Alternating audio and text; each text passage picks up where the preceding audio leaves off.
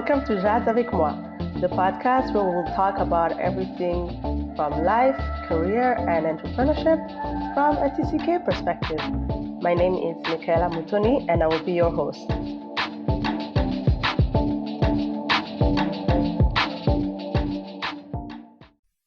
In part 1, last week we spoke about who Fabiola was, what drives her, and how a spark that was ignited when she volunteered once led her to her doing so much more. For this episode, join us as we learn more about what she does in her day-to-day life, her work with Oxfam, why financial literacy is important, as well as tips and tricks on how to take care of ourselves. So tell me, what exactly do you do as a health consultant? I know you quickly talked about it, but I feel like we need more of an explanation in your day-to-day life. So my day-to-day life? Yes. So basically, I work with organizations that have internal problem. So it could be that they want to review their policies. It could be that they're having internal conflict and they need someone to intervene as a mediator, but also as a consultant. It could be that they're having structural issues. They want to review their mandate, their mission. It could be that there's some power dynamic that need to be addressed in an organization. Often there are organizations where there are people that have been there for like 20 years and people that have been there for 5 years. And there is a huge clash between the vision and where the organization is supposed to go. So it's a lot of facilitating, it's interesting because this week I realized how it's addressing a lot of dysfunctionality. Yeah. But doing that also kind of in a way puts me in perspective with my own dysfunctionality too, right? Because you have to be aligned to do that work. I cannot, most of the time when I have a contract, I have to take some time before just to make sure that I'm feeling like comfortable. Because it's not easy to go in spaces and just be like, okay, well, this is what came up from all of the employee. This organization really sucks. So that's a very uncomfortable space to have.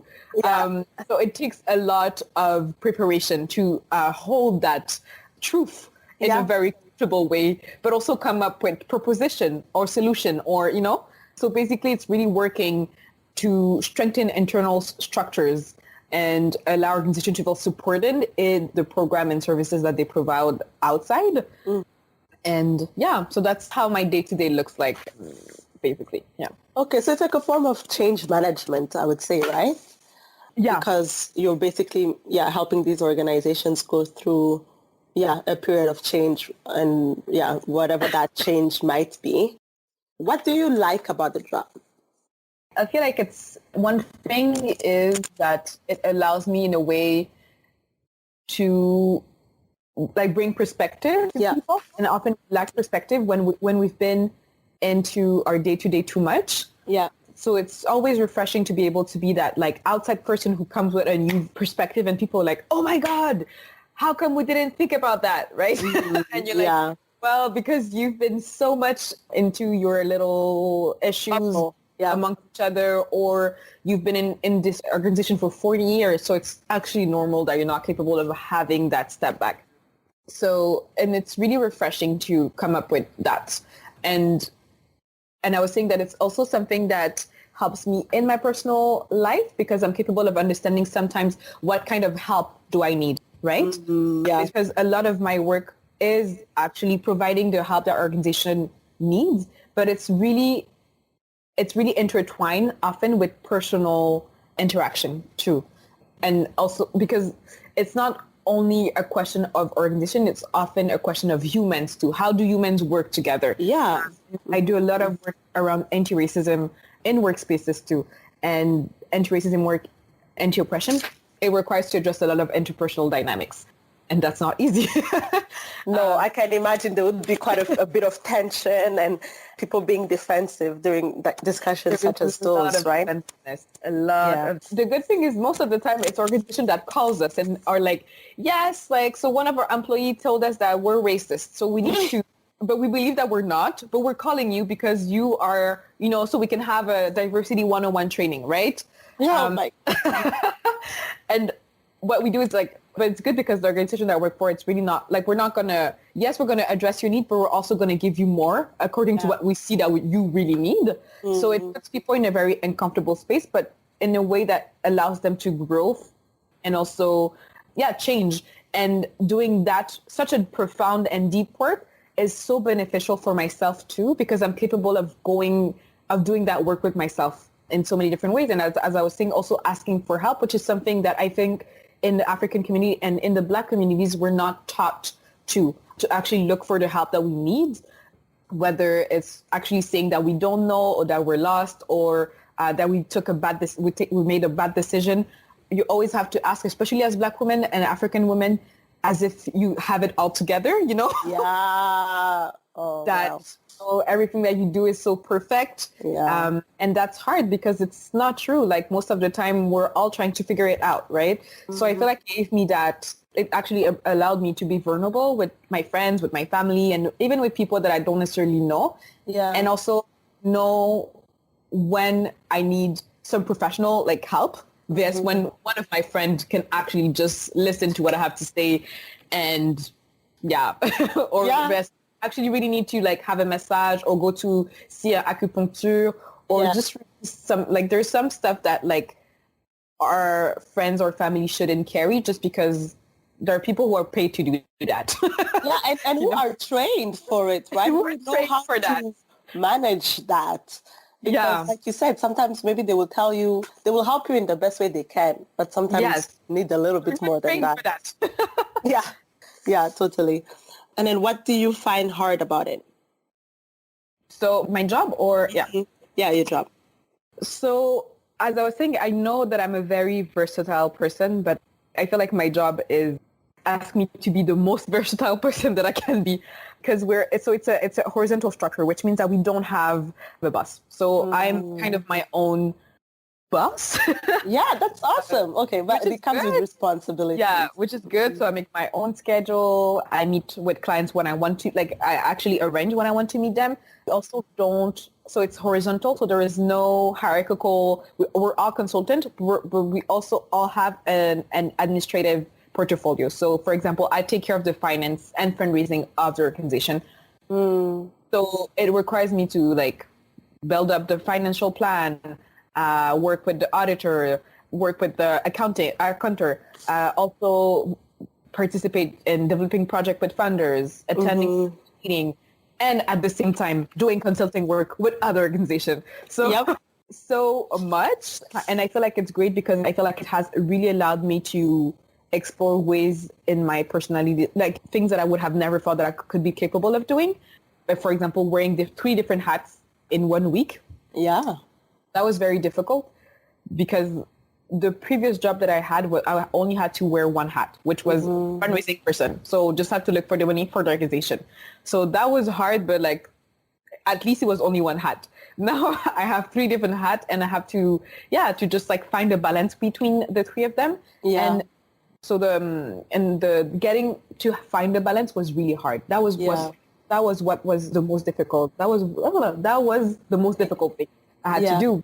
The curve of learning was so high. So I had to encourage myself in believing that I could go through that curve and also travel throughout that curve with the imposter syndrome, but also cheering myself up. Like, you can do this, you can do this. So, like, am I crazy? You feel like you're maybe there's 2 different voices that are in your head on that same journey of learning, and you also want to get to learn more. But it's that was the most difficult part, is really like learning how to find balance in wearing different hats. And I feel like today I'm at peace. I'm kind of like I'm really, really, really better at this. Yeah. But what was the most difficult for me? Yeah. Wow, that's interesting. And it's such a great, I'm thinking about it, I'm like, wow, that must be so cool though. I can understand the stress.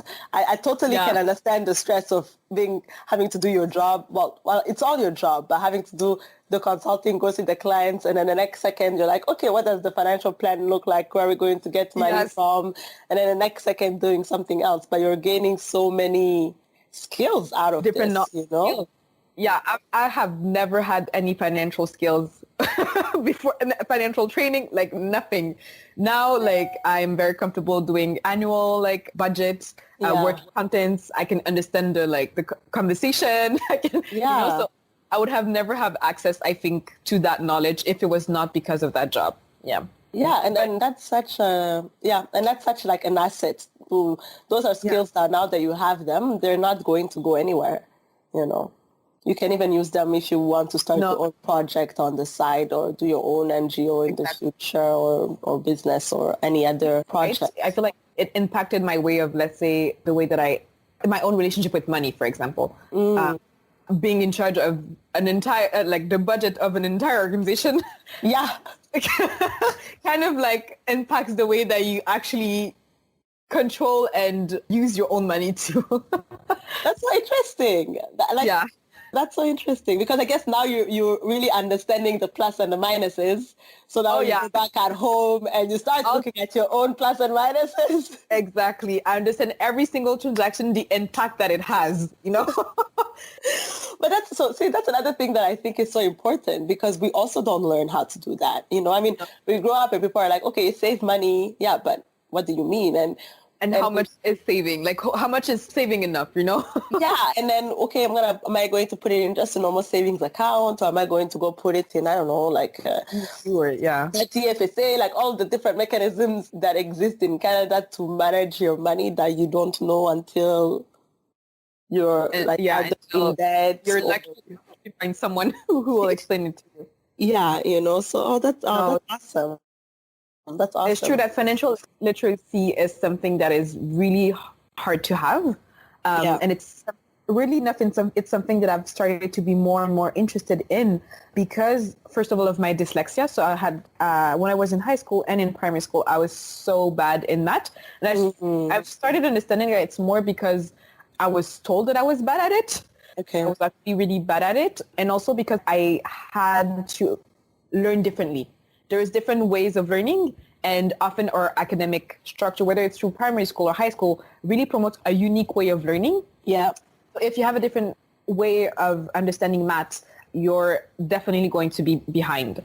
Having that job especially came with a lot of fear because of that background, because of that past that I have with finance and maths.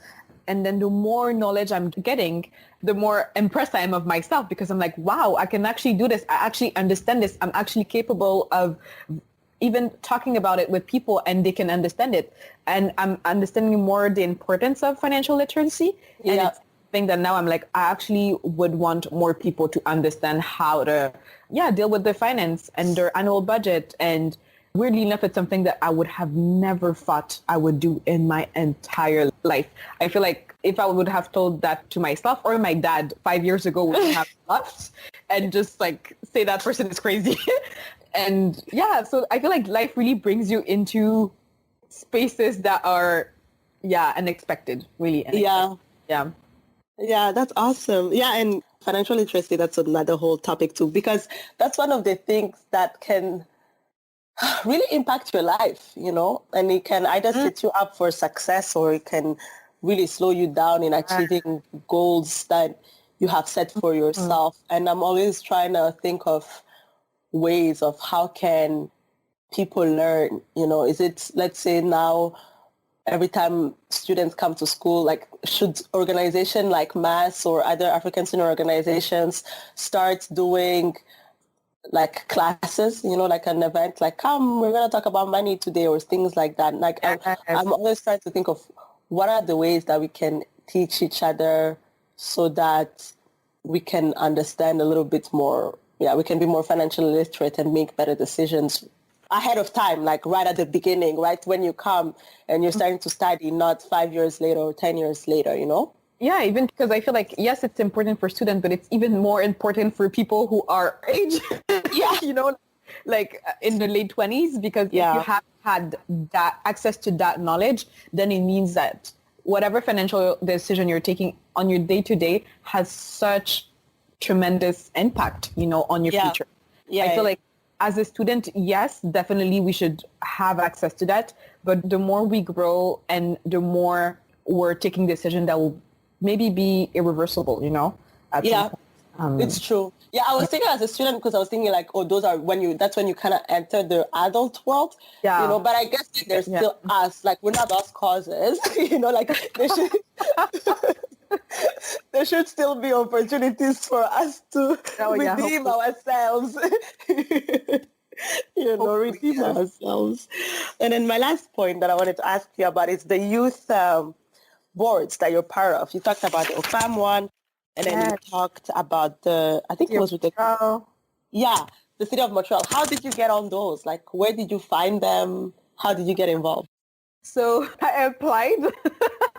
Okay. So you found it online and you just applied? Yeah, so I found it online. I feel like, between 2017 and 2018, I made the decision to get involved in youth boards. Why? Because before that, all the activities that I was doing, I was tired. I was really tired. In 2016, I was tired because all of the initiatives that I started that were serving the youth were led by me and were financed by me.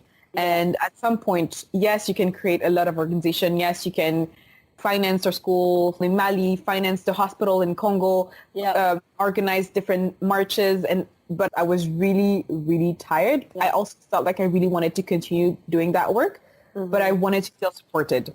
I wanted to feel supported, and I wanted to have a team that is consistent, because throughout the initiative that I was co-led or led, people would, at some point will go, because it's not as if I had a structure, it's not as if it was through a program or people get tired, and it's a lot of volunteering work. At some point, people just, go on with their life. Yeah, for example, when I joined Africa Rally, we were 14, and today we're like 3. Oh, wow. Okay. Yeah, so 10 years of work, right? We've been capable of building a school and enlarging a hospital, the Panzi's Hospital, from the recent Nobel Prize winner, Dr. Mukwege. So did amazing projects, but it came with the cost of tiredness and also not having the energy anymore to just invest. And also just life happens, right? People starting having families or like studying abroad and different things like that. So for me, it was important that I did find a structure that would actually finance the initiative that I would have had. Okay. So that's how I started getting involved with Oxfam. Oxfam has a youth board, and you can they actually give you access to a lot of different international events or initiatives that are happening. But also what I did that was very close to my heart last year was to organize 2 public consultations to develop the first Canadian youth policy. So that will actually be announced very soon by the federal government. Yeah, but it was great because I could have the financial support of Oxfam, Yeah. But because I'm part of the youth board. Oh, I get it. So it comes with great benefits for me. So I don't have to look for money, fundraise for I don't have to fundraise to actually offer a service or to do something, right? So that was my plan, and I was actually capable of reaching it, and also, for example, meet with during the G7. There, that all of the leaders were meeting in Charlevoix. So there was also a Youth 7 that was from that was youth representative from all of the 7 countries, and I got to work on the suggestion that they had to provide to the G7 committee. So it's different kind of work on different skills that I was capable of doing without necessarily burning myself out, which I had done the years before. So I was trying to find ways for myself to be efficient in the work that I wanted to do by having access to resources, and also working with people that had the same drive and also had that financial support too. And because finance is important too. It's so important in the work that we want to be doing. Even sadly enough, it is important. Even if I have never been paid to do the work that I've done. Yeah. But it requires money to do it.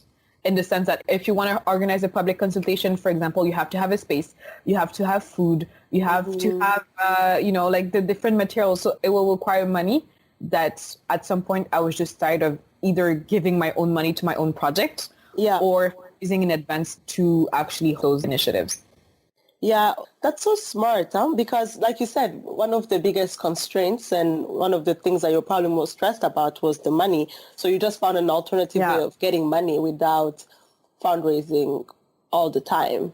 you know. And I like that you just applied for it, because sometimes I feel like these type of roles, I guess, like even if they're volunteer roles, but this type of opportunities to be involved in larger organization like Oxfam or like the city of Montreal can seem so far, you know, they can seem like they are unattainable, and that you wouldn't have a chance, or that you wouldn't be chosen. They just seem out of our realm, you know, but it's just a matter of believing in yourself and taking a chance and saying, no, I'm interested. I want to do this. So let me just try and see what happens. Yeah, definitely. You know?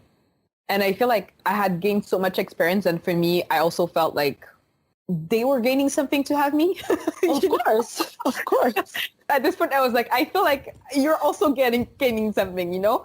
And so not to like, just in the sense that like, that's not applying have kept me so much out of those spaces because I believed that I was not good enough. And then at some point I was like, you know what? No, actually, after 4 years or 5 years of fundraising and doing all of this work, I feel like they're gaining something to have me now. Yes, like you know something, you are going to add value. And it's so important I feel like for Black folks to get into those spaces, because most of the time it's a very homogeneous. Again, like when I was saying that it's often the same people that apply to those jobs, to those positions, even if there are volunteer position. Because we tend to just think that we're not qualified enough. We're not qualified. And it's funny because you get in there and you're like, oh, well, there's a lot of people that are like, even there's so many different people that I know in my circle that could actually sit here and be so much more efficient than the homogeneous group that I'm around, you know? And also the sad truth is that those spaces are often predominantly white, and you end up being, again, the only Black person or person of color advocating for Black and people of color and people living in margins. So yeah, I feel like I understood that yes, my activism work can happen outside of organization, so I can actually lead my own initiative, even if it's tiring, but I also in a way am trying to get inside and leave the door open for other people to come in. So the change are also happening in organizations that do have power to change things, right? For me, like, because it was crazy for me when Oxfam told me that, yes, so they are an organization, they have been selected to be an observatory member of the J7. And I'm like, and they, because of their youth, Oxfam Quebec has been recognized for their youth work. So that's why they have a youth board, because they've been recognized for that. And they were asking me and different youth to come and to actually help them revise the proposition that were made. And so they have so much power, right? They have so much power, so much things.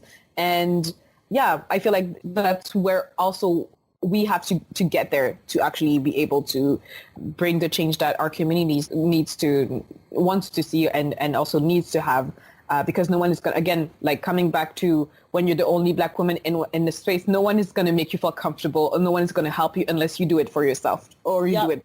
Once you do it for yourself, you're also capable of helping others doing it for themselves too, right? Yeah, totally. So that was also a realization that I made when I came into those spaces, where I was like, oh, okay. Pretty much white, but it's okay. We're leaving the door open. At least I got there, so I'm leaving the door open so that others can actually join the seats and the tables too.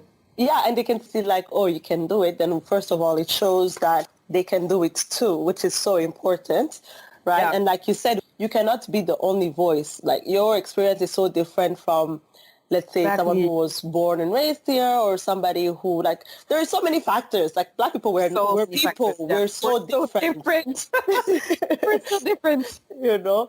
So we need more voices at the table. And I really appreciate you saying as well that it is important for us to be in the big organization as well, because I feel like sometimes we really push. I'm all for grassroots organization and doing it from the bottom up. But then at the end of the day, the big organizations still have a lot of the powers, and the decisions are going to be made either. So it's not either like, oh, I'm going to go big or small. I think it's more of a matter of we can be in both spaces, just identify which one works better for you for the season of life that you're in, right? Yeah.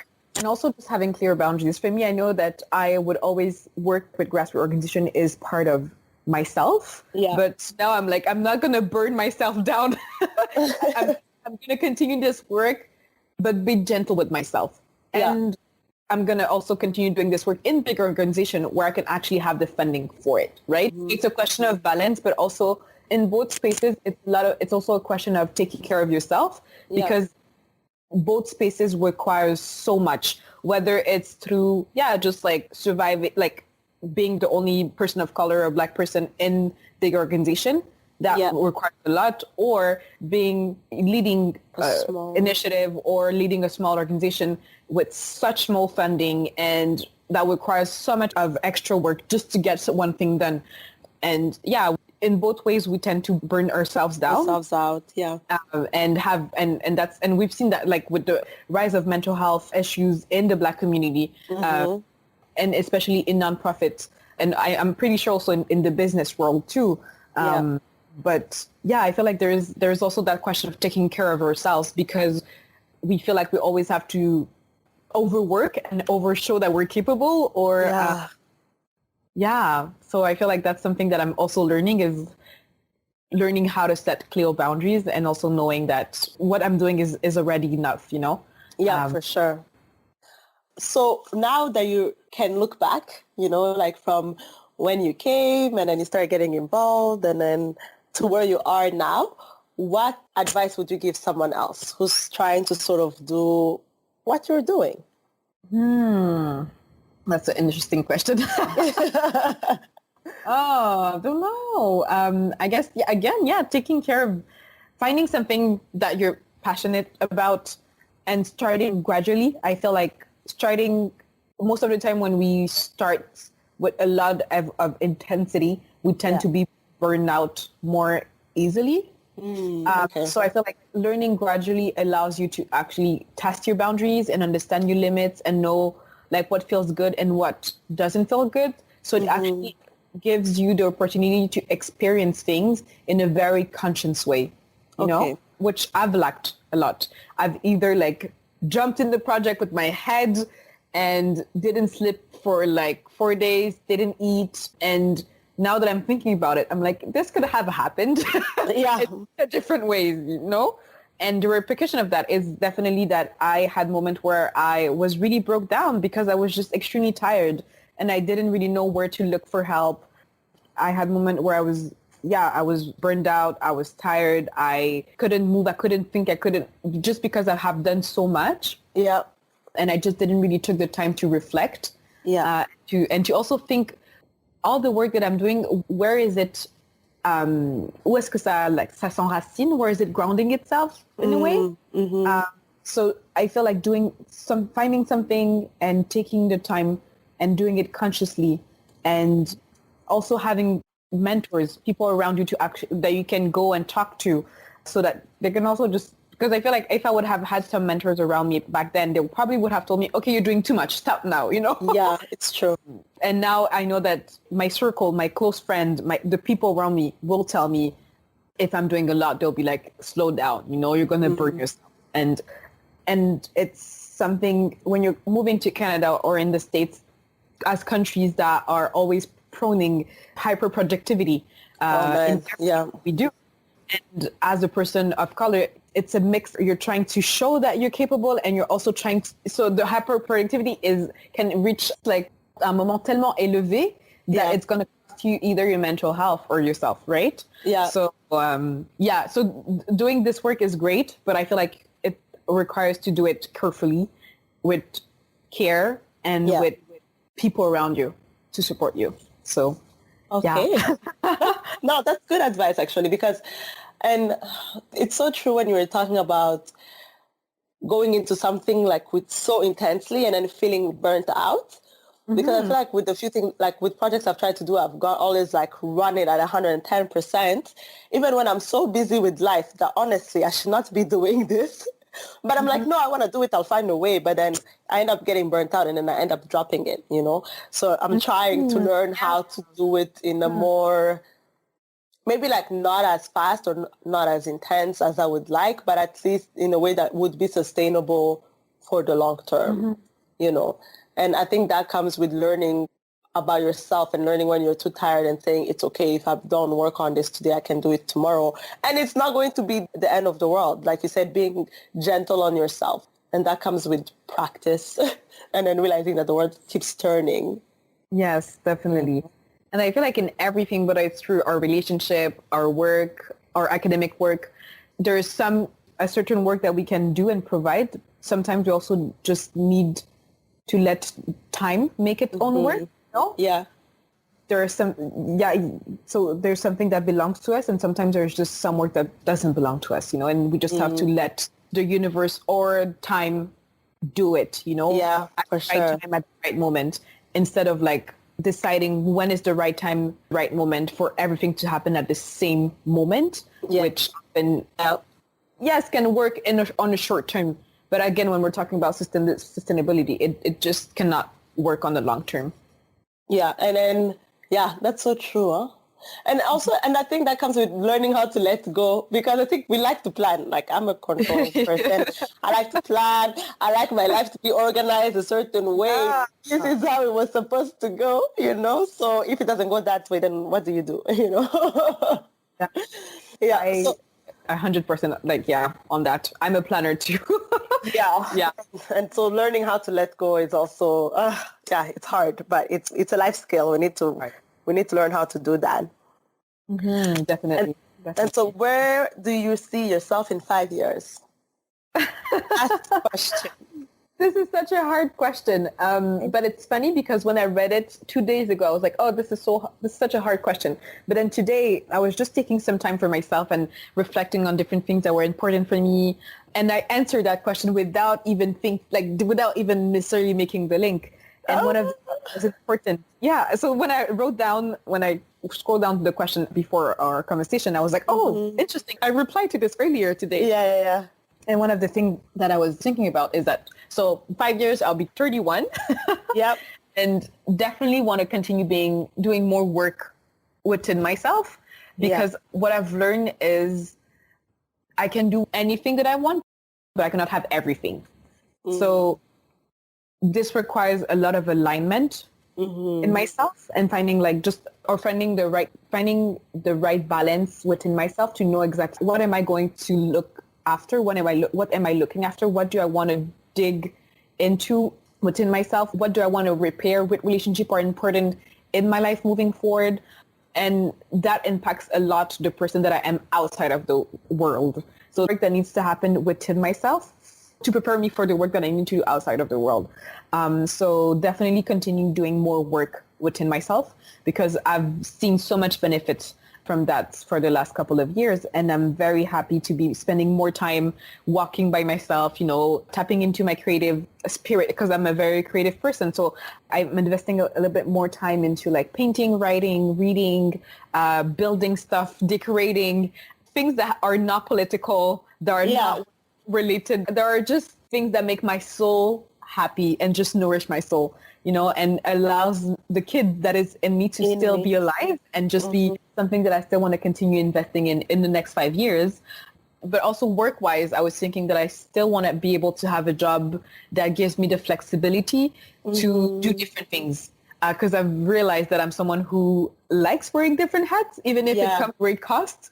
But outside of work, I'm still that person, you know, who wears different hats. And I still want to be able to do that in 5 years.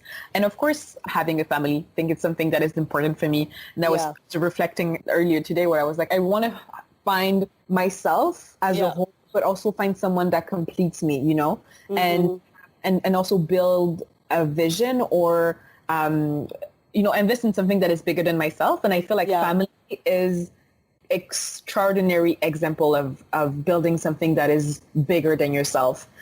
So 31, hoping to, you know, starting the foundation of a family, of something extraordinary. And also I would wish to live closer to my dad. So my dad lives in Kenya and okay.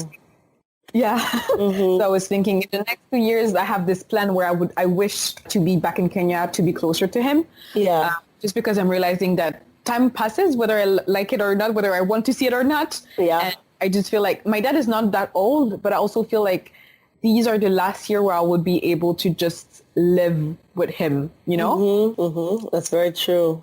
And at some point in my life, I'll be missing those moments. So I'm like, I want to create more and more time and more memories, and vacation at this point are not enough for me. I really want to like be able to see my dad every day if I want to. Yeah. That's one of the things that I wish I'll be able to have in 5 years. Yeah. To be it. That's so, you know what's so funny? So when I was 26, I'm 28 now. When I was 26, I wrote down a 5-year list too for 31. For 31? Oh my God, really? For 31. Yeah. I wrote it down. You know, when I wrote 31, I was like, damn, usually people do it when they're 25, when they're 30. Yeah. But me, I'm doing it for when I'm 31, but it's good to know that you did it too. Yeah. But no, so that was the plan. So initially I was like, okay, I'm 26. I was finishing my master's and I was like, okay, so what do I want to achieve in the next 4 years? So I'm going to be 30. But then after I was writing it down, I was like, okay, I don't think this is going to happen in 4 years. So then I changed it to 31. I was like, 5 years is good. 5 years is good. Because some of it had also like, I have a family. I was like, 4 years, you think you're going to find the guy, marry the guy, start having children? I was like, okay. Things happen in 2 months. I'm like, what? They're like, yes, it just happened. I met him and then, just to say that 4 years is still possible, you know? No, Melis is 31 too. I might go revisit it again, but we'll see. Oh man. I was not sure if it makes sense, but now talking to you, I'm like, it definitely makes sense to have a plan from when I'm 31, because 30 is too much stress, you know? Yeah, like I finished the up for the 30th year. I'm like, no, 31 is, you know, it's after 30. Exactly. I feel like 30 is to catch up on the last, few things that are remaining, you know? Definitely, yeah. And then you're like, okay, 31, okay, we can do this. We're already 30, so let's do this, you know? So I guess I'll tell you when I'm 31 how my list goes, you know? Oh, yes. Yes, you'll tell me how your list is when you're... I can't wait for that. Yeah. I wish you all of that. It's on the list and even more. Thank you. You too. Whatever was on that list, we're all wishing you that. You know, thank you. Any last words? Anything that we missed that you wanted to talk about that, I don't know, that we didn't mention for some reason or another? I'm seeing something that I wrote, and I maybe forgot to mention it, but it's how important, and I'm reminding myself more and more of that. You know, the little voice that is in you, that is always talking to you, how much it's important to listen to it, and how important that voice is actually your best friend. And we need to take care of it and really take time to cultivate it. So that was the one last thing that I wanted to share with you. That's such a good advice. Like, oh, man, thank you. I needed that one tonight. You know, We always need that reminder. You know, that little voice? We always need a reminder that it's important to listen to. Because we ignore it and then we go back to it and we're like, okay, if I had listened to you earlier, how would I have gone so much more differently, you know? Exactly. No, yeah. So that's my 2019, desire is to listen more and more to them. Yeah, I meant that. Okay, where can we find you? Are you social? Do you have, I don't know, Facebook, Instagram, or no? So I'm a very bad person when it comes to Facebook. Like people, I feel like people have just decided to just stop messaging me because I'm still trying to find ways in which I feel comfortable using my social media, but I would say that Instagram is the best way. Weirdly enough, that application works best for me, but the other ones, whether it's Snapchat or Facebook, Twitter, I'm like always behind. I don't know. I feel like you cannot maybe be on top of all of them all the time. No. So I'm accepting that too. But Instagram has really been my go-to application because I feel like it gives me, it's usually when people message you, it's not too long. You know? Yeah, of course. Not those Facebook inboxes. So, and also I love creating art and pictures and writing. So that's also where I post a lot of my artistic work. Yeah. Oh, okay. So artistic work, like pictures. Yeah. I love doing taking pictures and editing pictures and writing too. So Finding me on Instagram is the best, I would say the best social media platform where I would be more responsive. And what is that? What is your Instagram? So, I should have you on Instagram. Yeah, you have me on Instagram. My Instagram is Fabi Soleil with a Y, so Fabi with a Y and then Soleil attached to it. Yay, sounds good. Thank you. Yeah, I was going on my Instagram now to be like, what is your handle? What's your handle? Anyways, at Fabi Soleil. Yes. Okay. Yes. Anyways, thank you so much. I'm so happy. I'm so happy that we took the time to have this conversation. I really feel like it feels so naturally. When so naturally, it flowed. I really enjoy this platform, and I just can't wait to hear the other hosts that you'll have. Yeah. And I'm so happy that you're taking the time to just, give the voice to people. And I wish I could hear more of you too. Yeah, somebody else said that. I was talking to someone and they were like, but what about you though? You know? And I was like, that's a good point. Maybe, I don't know, maybe I'll have someone interview me back one day. Amazing. Like if you could have someone interviewing you, and people could actually send you the question that they want to hear from you. Like they want to know. Okay. That could be, Okay, so I'm going to write that down. So I think what I'm going to do is it looks like I'll be the next person interviewing you. Yes, why not? Why not? I think you'll be really good at it. So anyways, okay, let's do that. I've saved it and then we'll do that in a couple of months. It'll be fun. Okay. Yeah, anyways, it will be really fun. Merci Thank you so much. Thank you and have a good night and we will be in touch. Yes, we'll be in touch. Yes. Yeah. Take care. Bye-bye, my dear. What did you think of the conversation that you just heard? Don't hesitate to leave us comments on the Facebook group or on the website jazzavicmoi.com. As the old adage goes, sharing is caring. So if you enjoyed it, please share it with your friends, like and subscribe. Until next time, keep striving, keep thriving, and keep shining.